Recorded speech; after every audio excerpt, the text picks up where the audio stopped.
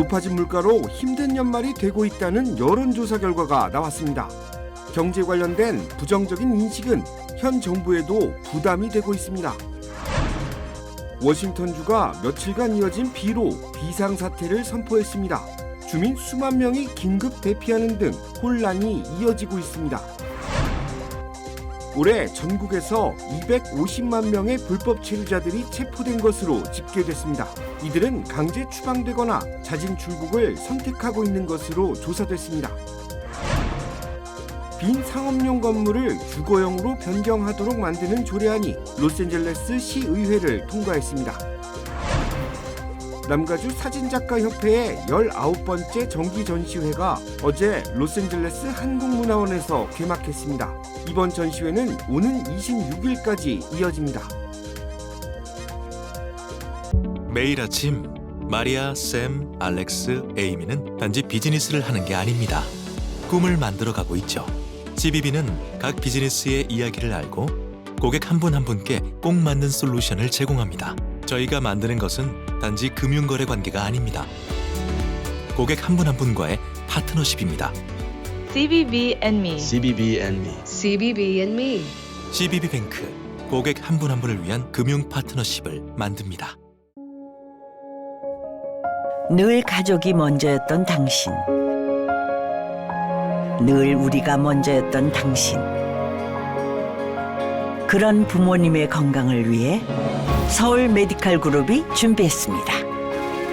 더 많은 의사, 더 다양해진 서비스, 더 커진 네트워크로 당신의 건강을 먼저 생각합니다. 사랑하는 마음으로 가족처럼 SMG. 시청자 여러분 안녕하십니까? KBS 아메리카 뉴스입니다.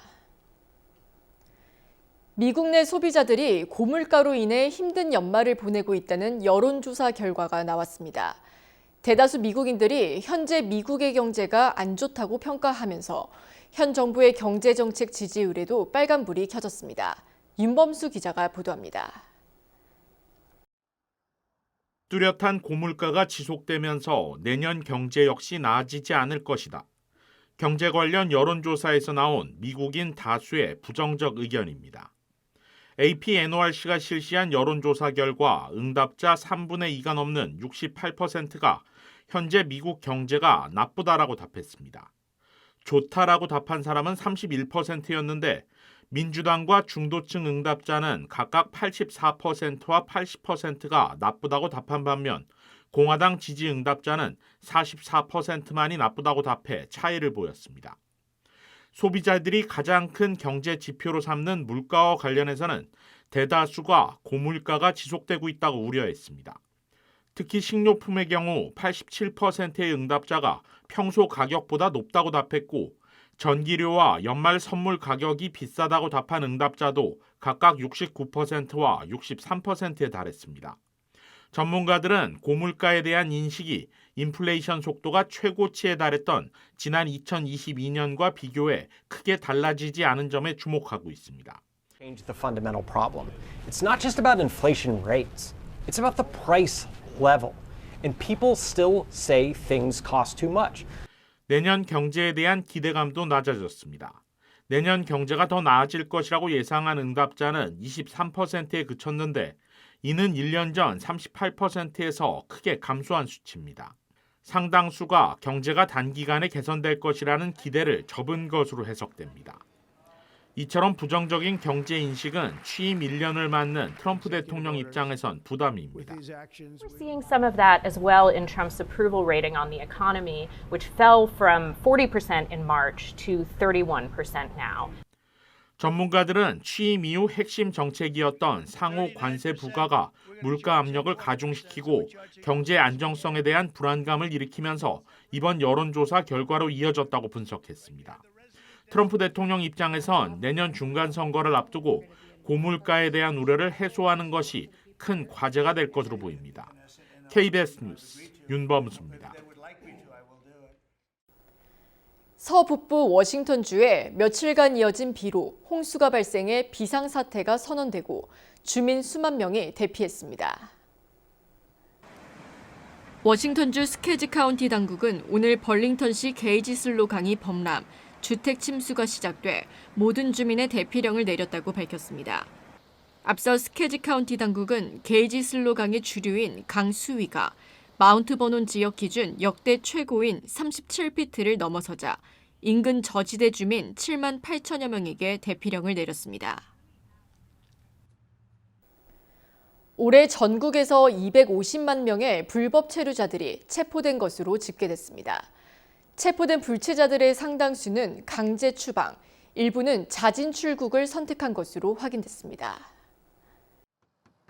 국토안보부가 불법 체류자 체포 작전을 통해 250만 명 이상이 미국을 떠난 것으로 집계됐다고 발표했습니다. 검거된 불체자 중 60만 5천여 명은 강제 추방됐고 190만 명은 자진 출국한 것으로 집계됐습니다. 이들 중 상당수는 중범죄 전과가 있는 것으로 확인됐는데 살인 등 강력범죄는 물론 성범죄 혐의로 검거된 용의자들도 있었습니다. 국토안보부는 세관 국경보호국을 통한 자진 출국 프로그램 이용자들도 늘고 있다며 불체자 체포 작전의 성과를 강조했습니다. 한편 로스앤젤레스 지역의 경우 지난 6월 이후 만여 명의 불체자들이 검거된 것으로 확인됐습니다. 민주당이 억만장자 성착취범 앱스타인과 트럼프 대통령을 비롯한 정재계 인사들이 담긴 사진들을 공개했습니다. 다음 주 법무부의 수사 기록 공개를 앞두고 정치적 파장은 더 커질 전망입니다. 김지숙 기자가 보도합니다. 젊은 시절의 트럼프 대통령이 6명의 여성들과 함께 찍은 사진입니다. 또 다른 사진엔 트럼프 대통령과 성착취범 앱스타인의 모습이 담겼습니다. 미국 민주당이 앱스타인 자택에서 확보해 공개한 사진들입니다. 공개된 사진엔 빌 클린턴 전 대통령은 물론 빌 게이츠 마이크로소프트 공동 창업자, 영국 앤드류 왕자와 레리 서머스 전 하버드대 총장의 얼굴도 담겼습니다. I think people should be able to make judgments on their own as to what they see in these photos. For us, this is about transparency. 민주당은 이 외에도 앞으로 추가 사진을 계속 공개한다는 입장입니다. 법무부가 앱스타인 수사 파일을 공개해야 하는 다음 주 금요일 기한을 앞두고 트럼프 대통령 압박에 나선 겁니다. 백악관은 강하게 반발했습니다. 백악관 대변인은 민주당이 무작위로 편집된 사진을 선별적으로 공개해 거짓 이야기를 만들려 한다고 비판했습니다. 공화당 대변인 역시 사진 어디에도 불법 행위를 보여주는 내용은 없다고 말했습니다. 트럼프와 앱스타인은 2000년대 초반까지 친분을 유지했지만 트럼프는 앱스타인이 성매매 혐의를 인정하기 전에 관계를 끊었다고 주장하고 있습니다. 최근 공화당 강세 지역에서 트럼프 대통령이 지지한 후보가 패배하는 등 이상 신호가 잇따라 나오는 상황입니다. 여기에 기한대로 다음 주 앱스타인 파일이 공개되면 정치적 파장은 더 커질 전망입니다. 워싱턴에서 KBS 뉴스 김지숙입니다.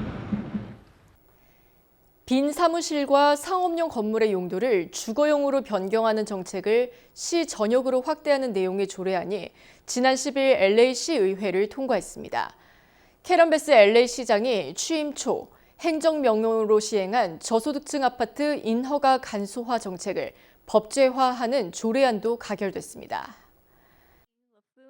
로스앤젤레스 시의회가 지난 10일 통과시킨 적응형 재개발 조례는 그동안 다운타운과 일부 지정 지역에 국한됐던 상업용 건물의 주거용 전환 허용 범위를 LA시 전역으로 확대하겠다는 것이 핵심입니다.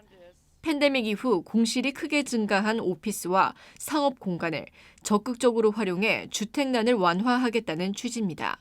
이는 1999년 제정된 기존 적응형 재개발 조례를 약 20여 년 만에 전면 개정한 것으로 전환 대상 건물의 유형과 연식을 대폭 확대했습니다. 심의 절차도 간소화돼 더 많은 프로젝트가 별도 공청회나 추가 검토 없이 승인받을 수 있게 됐습니다. 또한 저소득층 아파트 등 일부 개발에는 추가 인센티브가 부여되며 1층 활성화 및 공공공간 개선을 위한 디자인 기준도 포함됐습니다. 앞서 지난 9일에는 저소득층 아파트 인허가 간소화 정책을 영구화하는 조례가 시의회 문턱을 넘었습니다. 기존 6에서 9개월이 소요되던 시 인허가 심사를 최대 60일 이내 받을 수 있습니다. 시의회 청문회, 환경영향평가 등 시간이 많이 소요되는 절차 상당수도 생략됩니다. 대신 용도, 설계 기준 등 필수 요건만 충족하면 곧바로 간소화 심사를 받을 수 있도록 했습니다. 남가주 사진작가협회 정기전시회가 어제 로스앤젤레스 한국문화원에서 개막했습니다. 이번 전시회에서는 한국을 포함한 세계 각국의 풍경, 문화와 일상의 순간을 담은 40여 점의 작품들이 전시됩니다. 이유수 기자가 취재했습니다. 세계 각국의 대자연을 담아낸 작품들, 이국적인 거리 풍경과 사람들의 모습을 담은 사진들도 눈길을 끕니다. 제19회 남가주 사진작가협회 정기 전시회가 어제 로스앤젤레스 한국문화원에서 막을 올렸습니다. 130여 명이 참석한 가운데 열린 개막식에서는 테이프 커팅과 주요 작품 소개 등 다양한 행사가 진행됐습니다. 사진 예술을 통해서 저희가 직접 경험하지 못하는 그런 여러 세상과 사람과 그런 풍경들을 마주할 수 있게 돼서 너무나 반갑고 또 환영합니다. 지난 2005년 설립된 비영리 단체 남가주 사진작가협회는 사진예술을 통해 문화 교류를 확대하고 있습니다. 이번 전시회에는 11명의 작가들이 출품한 40점의 작품들이 전시됐습니다. 세계 각국의 이미지들을 모아서 Riches of the Land, Through the Lens라는 제목으로 이번 전시를 열게 되었습니다. 사진은 일반적인 규격이 아닌 16대 9 비율로 프린트됐는데 협회 측은 대자연의 풍경을 담기 위해 일반 규격을 벗어나 가로 길이를 확대한 비율을 선택했다고 설명했습니다. 협회 측은 전시회 현장에서 향후 계획도 함께 밝혔습니다. 작품 활동은 물론 열심히 하겠지만 또 사회봉사 참여도 열심히 할 계획입니다. 이번 전시회는 오는 26일까지 로스앤젤레스 한국문화원 2층에 마련된 아트 갤러리에서 이어집니다. 입장은 무료며 전시관은 평일 오전 10시부터 오후 5시, 주말인 토요일의 경우 오전 9시부터 오후 1시까지 문을 엽니다. KBS 뉴스 이우수입니다. 팔레스타인 가자 지구에 폭풍으로 인한 많은 비가 내리면서 주택이 무너져 6명이 숨졌습니다. 피라민 텐트촌이 대거 침수되는 피해도 입었는데 무장정파 하마스는 이스라엘이 전쟁과 봉쇄를 지속했기 때문이라고 비난했습니다. 김계형 기자가 보도합니다. 피라민 텐트촌이 물바다가 됐습니다. 태풍 바이런이 가자 지구에 상륙해 많은 비를 뿌리면서 물난리가 난 겁니다. 물이 텐트 안으로 들이닥쳐 이불과 가재 도구 등이 모두 젖었습니다. 가자 지구 북부에서는 갑자기 내린 비에 주택이 붕괴해 6명이 숨졌습니다. قمنا على صوت زي انفجار فطلعنا لقينا بيت جيراننا كان متهاوى من شدة القصف وشدة الرياح والأمطار تم سقوطه بالكامل. 구조 작업을 벌이고 있지만 장비가 부족해 어려움을 겪고 있습니다. 가자 지구 민방위대는 지난 11일부터 호우 피해가 발생해 14명이 숨졌다고 밝혔습니다. 이 가운데는 저체온증으로 숨진 어린이 3명이 포함되어 있습니다. 가옥 15채도 붕괴했습니다. 민방위대는 텐트 2만 7천 개 이상이 침수되거나 강풍에 부서졌다며 모두 25만 명이 비 피해를 입었다고 집계했습니다. 이스라엘이 전쟁과 봉쇄를 계속해 인도주의적 재앙이 발생했다며 이스라엘을 비난했습니다. 이스라엘 측은 인도적 의무를 이행하고 있으며 구호기관들이 비효율적이고 하마스에 의한 물자 절도를 막지 못한 때문이라고 반박했습니다. 두바이에서 KBS 뉴스 김계영입니다.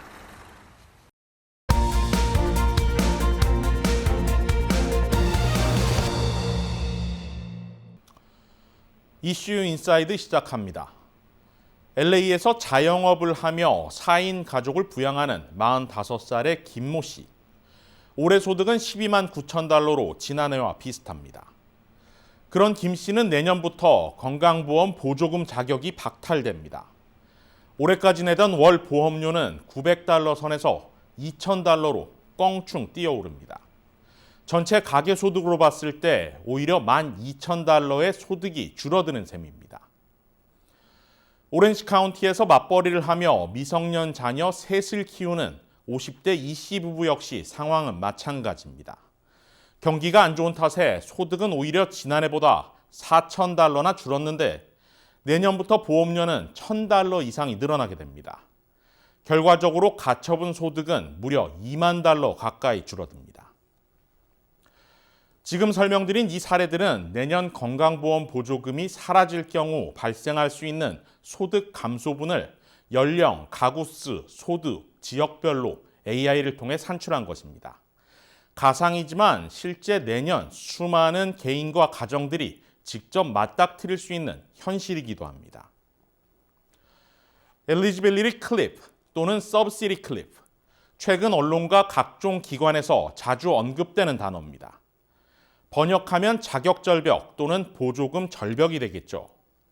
쉽게 말해 일정 소득을 넘는 사람들이 그동안 받던 건강보험 보조금을 한 푼도 받지 못하게 되는 상황을 뜻합니다. 연방 빈곤선의 400%, 최저소득 구간의 4배 이상을 더 벌면 의료보험 비용은 자기가 알아서 내라는 말입니다. 엄밀히 말하면 새롭게 보험료 기준이 상향되는 것이 아니고 팬데믹 이후 2차례 확대 연장됐던 건강보험 보조금 대상을 원래대로 다시 되돌리는 것입니다. 오바마 케어로 더 잘 알려져 있죠. 2014년 1월부터 도입된 건강보험 개혁 법안은 전국민 의료보험 가입을 목표로 시작했지만 정작 초기에는 보조금 진입 장벽이 높고 벌금 조항만 크게 부각되면서 효과가 떨어진다는 지적이 많았습니다. 보조금은 팬데믹이었던 2021년 미국 구조계획 법안 당시 처음 확대됐고 이후 2022년 인플레이션 감축법을 통해 한 차례 더 연장됐습니다. 간단히 설명하면 지금 현행대로면 소득이 아무리 높은 사람도 보험료는 연소득의 8.5%를 넘지 않습니다. 거꾸로 말하면 보조금 확대 조치가 연장되지 않을 경우 내년부터 누군가는 연소득의 10% 이상, 누군가는 20%까지도 보험료를 납부할 수 있게 된다는 말입니다. 현재 의료재단과 연구기관 자료를 종합하면 보조금 확대 조치가 추가 연장되지 않을 경우 보조금 자격을 완전히 잃게 되는 사람은 최대 300만 명에 달할 것으로 추산됩니다. 그러나 사실 2,400만 명으로 추산되는 건강보험 가입자의 90%가 보조금 혜택을 받고 있다는 점을 감안하면 사실상 거의 모두가 내년 1월부터 월 수십 달러에서 수백 달러의 인상된 보험료 청구서를 받게 되는 것입니다. 그리고 이로 인해 가장 큰 재정적 타격을 입는 사람은 중산층, 그리고 메디케어 자격이 없는 50세에서 64세 사이 중장년층이 될 것이란 분석입니다. 현재 연방의회에서는 올해 말 종료되는 건강보험 보조금 연장안을 놓고 치열한 정쟁이 벌어지고 있습니다. 공화당은 현 제도가 보험회사들만 배불리고 막대한 국가부채 증가와 세금 낭비를 초래하는 만큼 수정이 불가피하다는 입장입니다. 반면 민주당 측은 보편적 의료 접근성을 보장하고 개인의 재정적 안전망을 제공하기 위해선 연장, 나아가 보조금 확대 혜택을 영구화해야 한다는 주장입니다. 어떤 식으로든 해결해야 하는 이 막다른 절벽의 끝에는 정작 내년 선거를 앞둔 치열한 줄타기가 벌어지고 있습니다. 이슈 인사이드였습니다. 메디케어를 이용 중이신가요?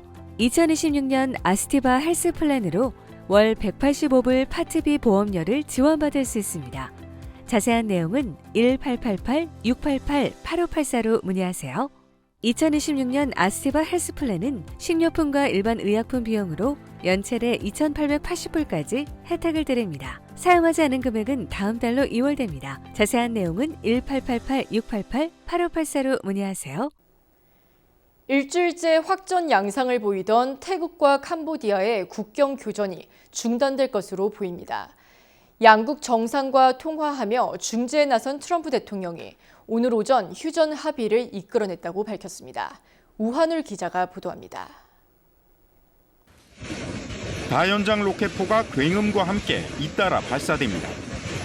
국경 지역 곳곳에서 이어진 캄보디아군의 로켓포 공격.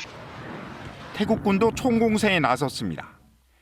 해군까지 동원해 해안 지역의 캄보디아 군 시설을 타격합니다.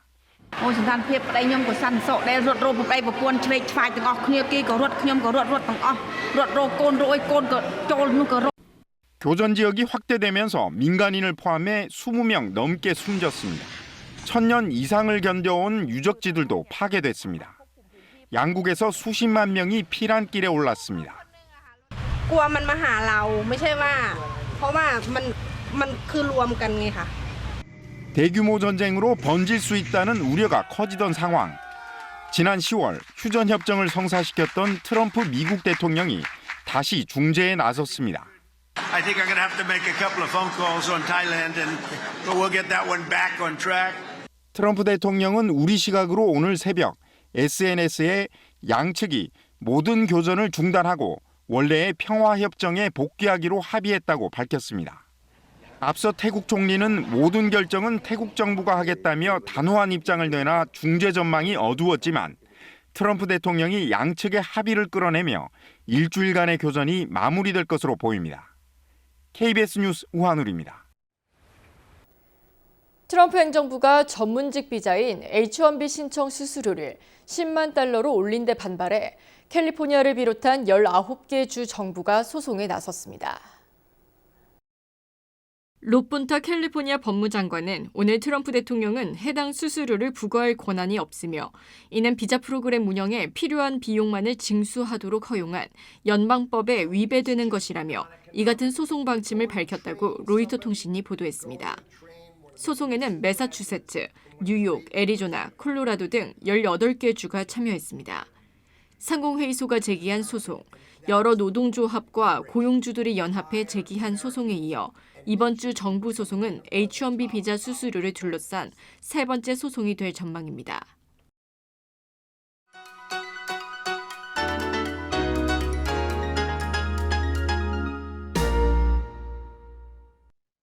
주식시장은 오늘 하락했습니다.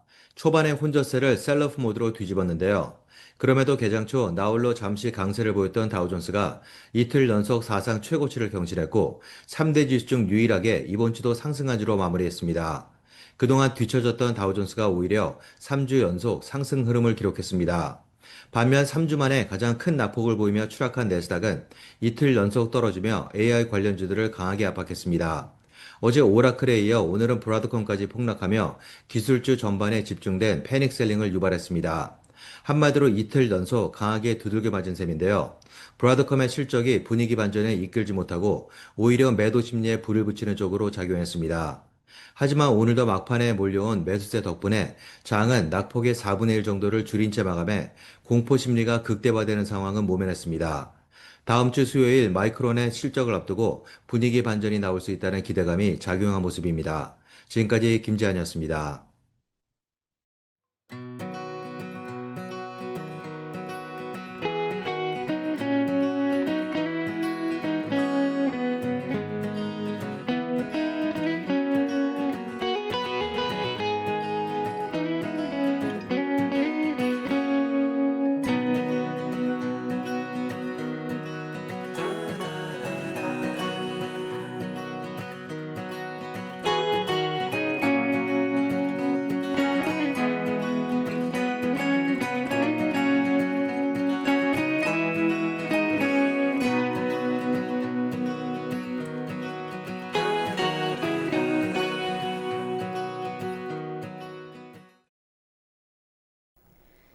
KBS 아메리카 뉴스 오늘 소식은 여기까지입니다. 편안한 주말 보내시기 바랍니다.